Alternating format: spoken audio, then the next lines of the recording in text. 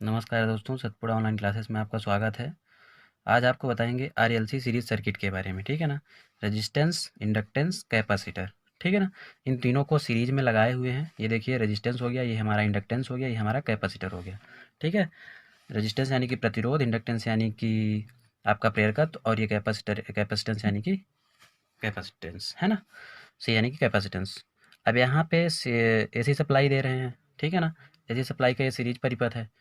तो इसके जो इसमें जैसे वोल्टेज क्या होगा, करंट क्या होगा, पावर फैक्टर क्या होगा, प्रतिबाधा क्या होगी, ये सारी चीज़ें हमें इसमें निकालना है, ठीक है। तो आपको पता होगा कि किसी भी सीरीज सर्किट में जो करंट होती है वो सभी लोड में बराबर होती है, ठीक है ना, बराबर चलती है।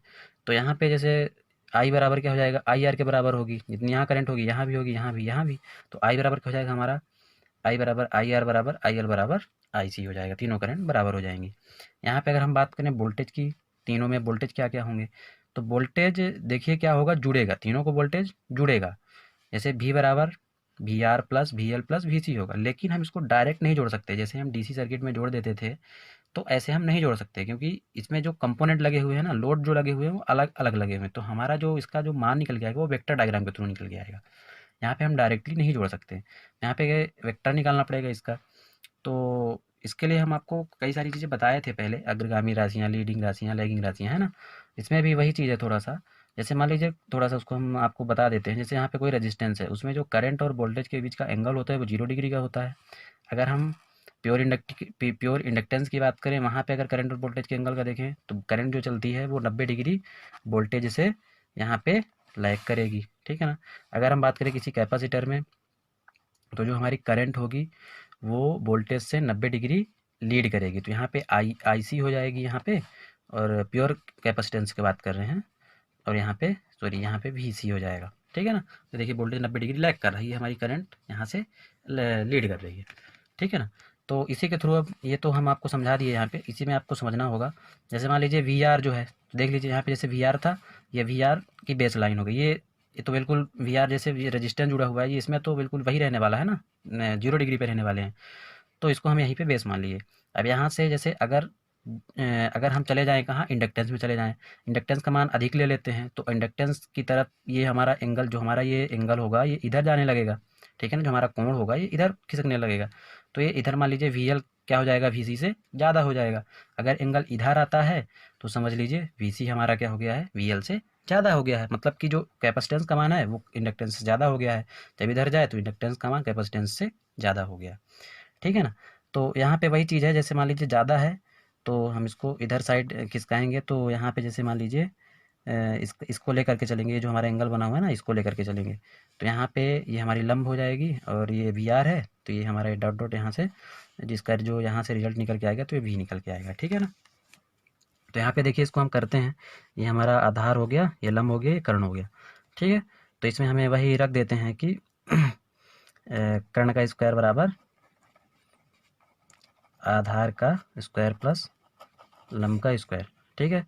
तो यहाँ पे कर्ण क्या है, वी है, वी का स्क्वायर बराबर वी आर का स्क्वायर प्लस वी एल का, वी एल यहाँ पे ये है ना, वी एल माइनस वी सी है, इसका स्क्वायर, ठीक है। तो यहाँ पे यही हो जाएगा, वी बराबर अंडर रूट वी आर का square plus V L minus V C का स्क्वायर, ठीक है ना। ये किसके केस में वोल्टेज हो गया, जब जब इंडक्टेंस का मान ज़्यादा हो कैपेसिटेंस से, ठीक है ना।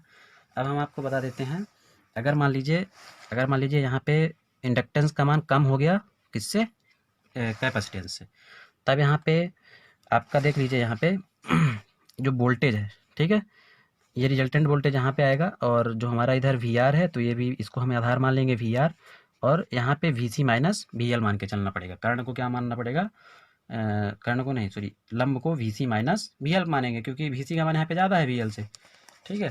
तो यहाँ पे हम यहाँ पे रखेंगे कि कर्ण का वर्ग बराबर आधार का वर्ग प्लस लंब का वर्ग।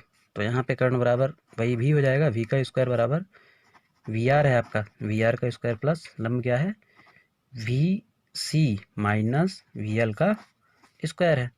ये आपका भी बराबर हो जाएगा अंडर रूट वी आर का वी आर का square plus V C minus V L का स्क्वायर। ठीक है, अब यहाँ पे जैसे आपका अगर वी सी ज़्यादा हुआ तो ये वाला फार्मूला लगाइए, अगर वी एल ज़्यादा हुआ तो ये वाला फार्मूला लगाइए। इसका एक कम्प्लीटली फार्मूला ऐसे हो जाता है कि वी बराबर वी आर का स्क्वायर प्लस वी, मान लीजिए यहाँ पे V C alternate V L का स्क्वायर। यहाँ पे अल्टरनेट का मतलब ये है कि आप यहाँ पे जिसका मान ज़्यादा होता है आप उसके हिसाब से माइनस लगा सकते हैं। इसको इधर कर लीजिए, इसको इधर कर लीजिए, है ना, ये आप यहाँ से कर सकते हैं। ठीक है, अब ये वोल्टेज हम आज निकाल लिए हैं, प्रतिबाधा रह गया है और कई सारी चीज़ें रह गई हैं, वो हम अगले वीडियो में आपको बताएंगे। ठीक है ना, धन्यवाद।